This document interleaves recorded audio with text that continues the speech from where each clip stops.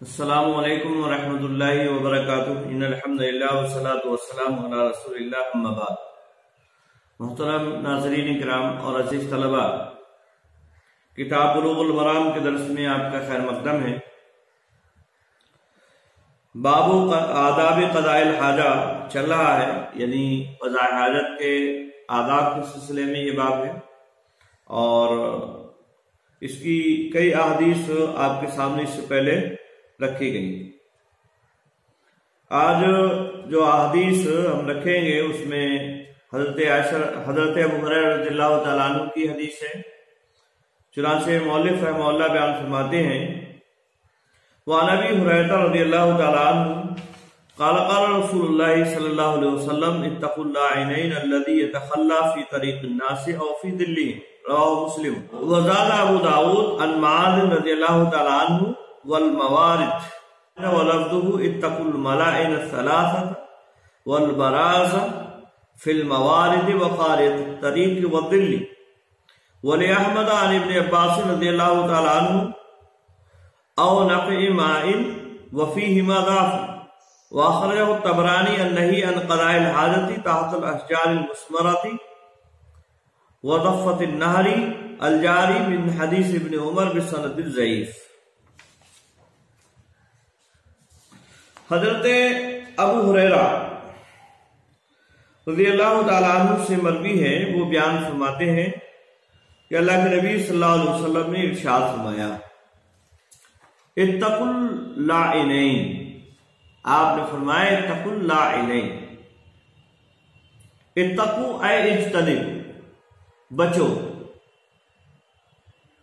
اللاعنین، line کا تسنیہ ہے یہ لاعنین، اور اس سے مراد ہے الامرین اللذین ہما سبب اللعنت، یعنی ایسے دو معاملوں سے بچو یا اپنے آپ کو بچا کے رکھو جو لعنت کا سبب بننے والے ہیں، جو لعنت کا سبب بننے والے ہیں، ان دو معاملوں سے اپنے آپ کو بچاؤ یا اپنے آپ کو دور رکھو۔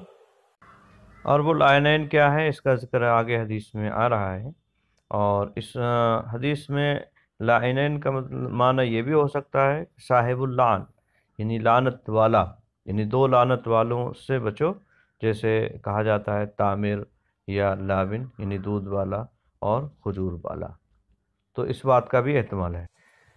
اسی طرح سے یہ بھی کہا گیا ہے اللعن و معنی ملعون، یعنی دو ملعون چیزوں سے اپنے آپ کو بچا کے رکھو، اور وہ دو ملعون چیزیں کیا ہے، یعنی لوگوں کے راستے میں یا ان کے سائے میں پیشاب پخانہ کرنا۔ آئی بات سمجھ میں؟ تو یہ بھی کہا گیا الذی یتخلی، یعنی جو اپنی ضرورت کو، حاجت کو پورا کرتے ہیں، یہ کنایا ہے، یعنی پیشاب پخانہ کرتے ہیں، قضاء حاجت کرتے ہیں، فی طریق الناس، لوگوں کے راستے میں، لوگوں کے راستے میں۔ اور یہ جو ہے پہلا آدمی ہے یا پہلا سبب ہے جو لعنت کا سبب بننے والا ہے لاعنین میں سے۔ او فی ظلہم، یا اسی طرح سے ان کے راستے یا ان کے سائے میں، او فی ظلہم، یا ان کے سائے میں قضاء حاجت کرتے ہیں، یعنی اپنی ضرورت کو، پیشاب پخانہ جو ہے اس کو پورا کرتے ہیں۔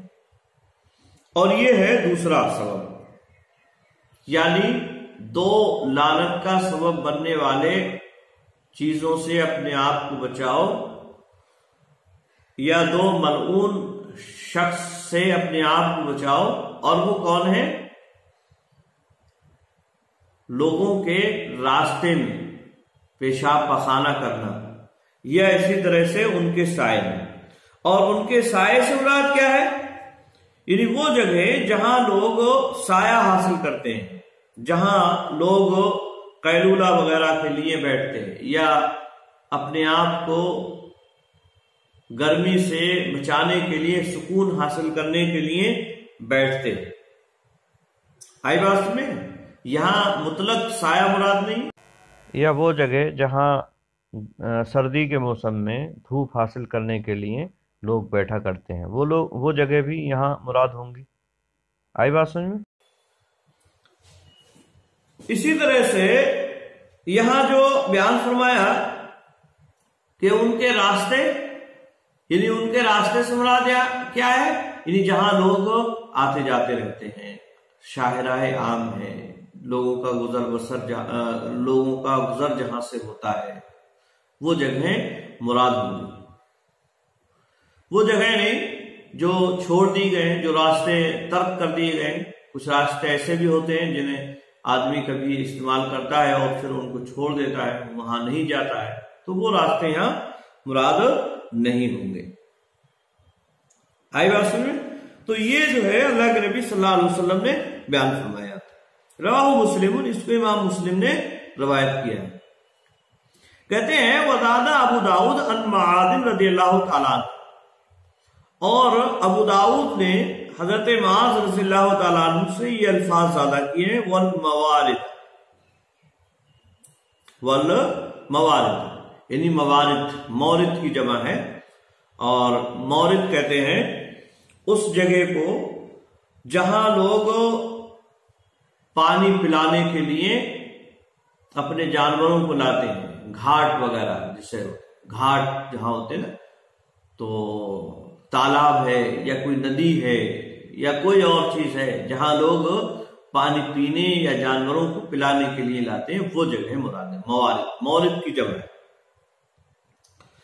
تو یہاں جو ہے یہ تیسری جگہ اللہ کے نبی صلی اللہ علیہ وسلم نے یہاں گویا کے بیان فرمائی اس حدیث میں، ولفظ، اور ابو داؤد کے حضرت معاذ والی روایت کے جو الفاظ ہیں وہ ہیں اتقوا الملائن الثلاثہ، ملائن الثلاثہ یعنی 3 ملائن سے بچو، البرازہ فی الموارد وقاریۃ الطریق والدل، یعنی براز پخانے کو کہتے ہیں، کنایا ہے یہ، اصل کے اعتبار سے اس کا معنی ہوتا ہے الفضاء الواسع، یعنی کشادہ جو جگہ ہوتی ہے اس کو کہا جاتا ہے، لیکن یہاں مراد جو ہے قضاء حاجت یعنی پاخانہ۔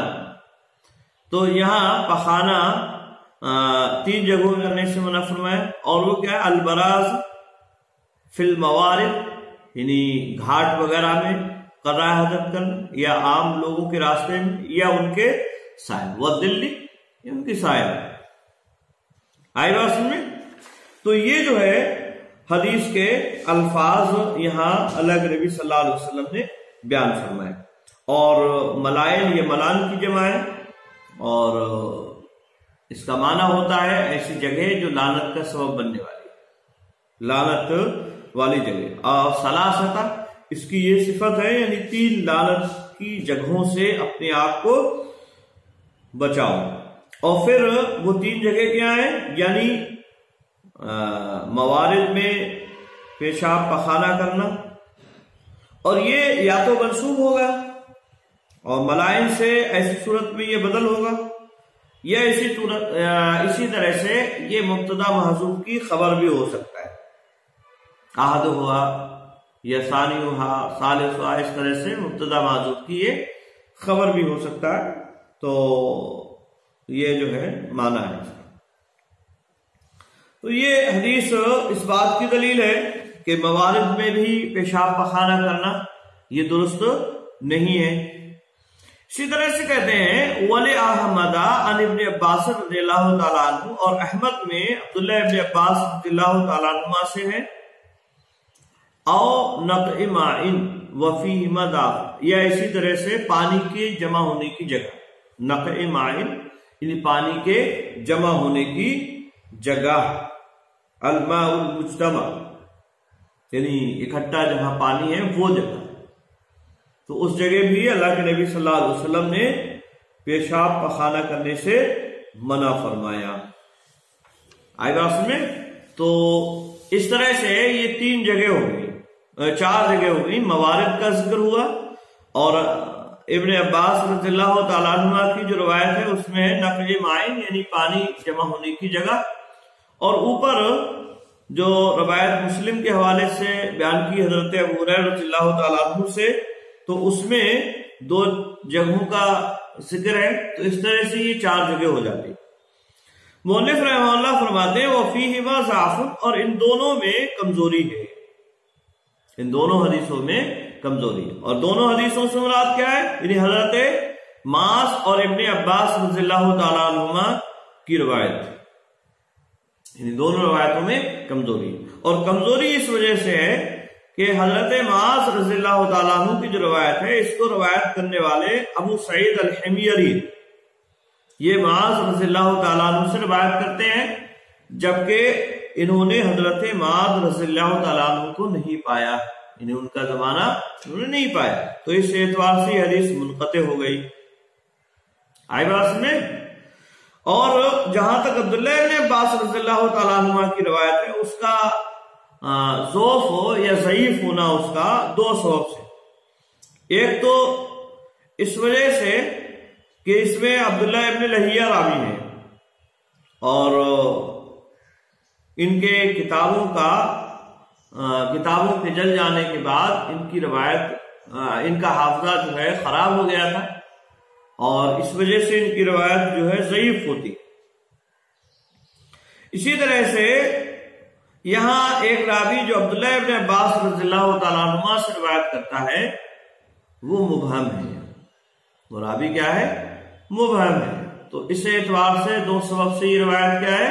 ضعیف ہو گئی، 2 سبب سے یہ روایت ضعیف ہو جاتی ہے، اور اس بنیاد پر اس روایت کو علماء نے ضعیف قرار دیا ہے۔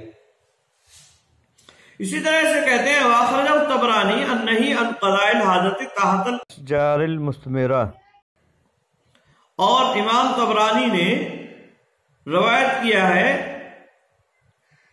قضاء حاجت سے نہیں کو، یعنی پھلدار درختوں کے نیچے، یعنی پھلدار درختوں کے نیچے قضاء حاجت کی جائے، اس بات کی نہیں کو امام طبرانی نے روایت کیا ہے، امام طبرانی نے اس کو روایت کیا ہے کہ پھلدار درختوں کے نیچے قضاء حاجت نہیں کی جانا چاہیے۔ پھلدار کیا ہے؟ پھل وہ پھل جو کھائے پیے جاتے ہیں، جنہیں کھایا پیا جاتا ہے، وہ بھی اس میں شامل ہے، یا اسی طرح سے وہ پھل بھی جو کسی کام میں استعمال کیے جاتے ہیں، جیسے اون ہے وغیرہ، تو اس کے پھل ہوتے ہیں، وہ بھی ان کے نیچے ان درختوں کے نیچے پیشاب پخانہ کرنا یہ بھی ممنوع ہے، کہ اگر اس میں قضاء حاجت کرے گا آدمی اور وہاں کوئی گندگی ان پھلوں پہ لگے گی، تو ایسی صورت میں اس سے جو ہے وہ پھل خراب ہو جائیں گے، اس سے جو پیدا ہونے والا منافع حاصل ہونے والا ہے وہ نہیں ہو پائے گا۔ اور زفت النہر الجاری، اور وزفت النہر الجاری، اور بہتی ہوئی نہر کے کنارے، زفہ ضاد کے فتحہ کے ساتھ ہے، اور اس کا معنی ہوتا ہے وہ ساحل یا شاطئ، کنارے کو کہتے ہیں۔ جاری بہتی ہوئی نہر کے کنارے پیشاب پخانہ کیا جائے، اس کو بھی روایت کیا ہے امام طبرانی رحمہ اللہ نے، اور اس کا سبب یہی ہے کہ اس سے بھی لوگوں کو تکلیف ہوگی، اس سے بھی لوگوں کو پریشانی ہوگی۔ کوئی آدمی مان لیجیے پانی پی رہا ہے آگے، اب یہاں سے بہتا ہوا پخانہ لیٹرین جا رہا ہے، تو اس سے لوگوں کو تکلیف ہوگی، پریشانی اس سے لوگوں کے ذہن و دماغ میں ہوگی، آئی بات میں لوگ اس سے پریشان ہوں، تو اس لیے یہ بھی جائز اور درست نہیں ہے۔ من حدیث ابن عمر رضی اللہ تعالیٰ، یہ روایت عبداللہ ابن عمر رضی اللہ تعالیٰ عنہ کے حوالے سے ہے، بے سند ضعیف سند سے، اور ضعیف سند اس وجہ سے ہے کیونکہ اس میں ایک راوی ہے فرات بن الصائب، فرات بن الصائب ایک راوی ہے، اور یہ متروک راوی ہے، تو اس اعتبار سے یہ روایت ضعیف ہے، تو اس اعتبار سے یہ روایت کیا ہو گئی؟ ضعیف ہو گئی، آئی بات میں۔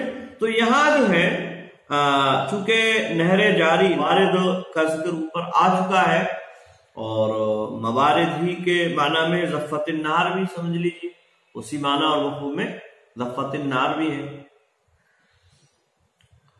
یہاں ایک مزید چیز کا ذکر آیا اور وہ ہے تحت الاشجار مثمرہ، پھلدار درختوں کے نیچے، پھلدار درختوں کے نیچے جو ہے پیشاب پخانہ کرنے کی ممانعت اس حدیث سے بہرحال معلوم ہو رہی ہے۔ تو اس طرح سے یہ 5 جگہ ہو جاتی ہیں، لوگوں کا راستہ یا ان کا سائے حاصل کرنے کی جو جگہ ہے، یا موارد جو دوسری احادیث میں ضفت النہر بھی جسے کہا گیا ہے۔ اسی طرح سے یہ پھلدار درختوں کے نیچے یا پانی جمع ہونے کی جگہ، یا پانی جمع ہونے کی جگہ۔ تو اوپر ابو مسلم کی جو روایت ہے اس میں 2 کا ذکر ہے، جبکہ اور جو روایات ہیں عبداللہ ابن عباس یا معاذ رضی اللہ تعالیٰ کی، یا اسی طرح سے عبداللہ ابن عمر کی، اس میں مزید ایک اور چیز کا ذکر ہے، لیکن یہ تینوں روایات ضعیف ہیں، جیسا کہ آپ کے سامنے اس بات کی وضاحت کی گئی۔ لیکن جن چیزوں سے یہاں منع کیا گیا ہے، جن چیزوں کے نیچے یا جن چیزوں کے پاس پیشاب پخانہ کرنے سے منع کیا گیا ہے، یہ ممانعت بہرحال اپنی جگہ مسلم ہے، اور اس کے اور جو دوسرے دلائل ہیں وہ ہیں، اور وہ یہ ہے کہ مسلمانوں کو تکلیف نہ دی جائے۔ ظاہر سی بات ہے، اگر کوئی آدمی ٹھہرے ہوئے پانی میں، جہاں پانی ہے وہاں اگر کوئی پیشاب پخانہ کرتا ہے، یا اسی طرح سے پھلدار درختوں کے نیچے پیشاب پخانہ کرتا ہے، تو پھل اس سے گندے ہو جائیں گے، یا اسی طرح سے موارد جو ہیں ضفت النہر وغیرہ ہیں، ان کے پاس پیشاب پخانہ کرتا ہے، تو اس سے بھی عام مسلمانوں کو، عام لوگوں کو تکلیف ہوگی، پریشانی ہوگی، اور پریشان کرنا یا تکلیف میں مبتلا کرنا یہ قواعد شریعہ کی روح سے جائز اور درست نہیں ہے۔ کسی کو ایذا پہنچانا، کسی کو پریشانی میں مبتلا کرنا، چاہے مسلمان ہو یا کوئی اور ہو، یہ جائز اور درست نہیں ہے۔ آئی بات میں تو ان روایات میں اگرچہ کلام ہے، لیکن معنی اور مفہوم کے اعتبار سے یہ بات جگہ صحیح اور درست ہے کہ ان ساری جگہ پر پیشاب پخانہ کرنا یہ درست نہیں ہے۔ آئی بات میں؟ ہاں، تو یہ احادیث ان 5 جگہوں پر پیشاب پخانہ کرنے کی ممانعت پر دلالت کرتی ہیں، اور ایسا کرنا یہ جائز اور درست نہیں ہے۔ آئی بات میں؟ آج کے لیے بس اتنا ہی۔ السلام علیکم ورحمۃ اللہ وبرکاتہ۔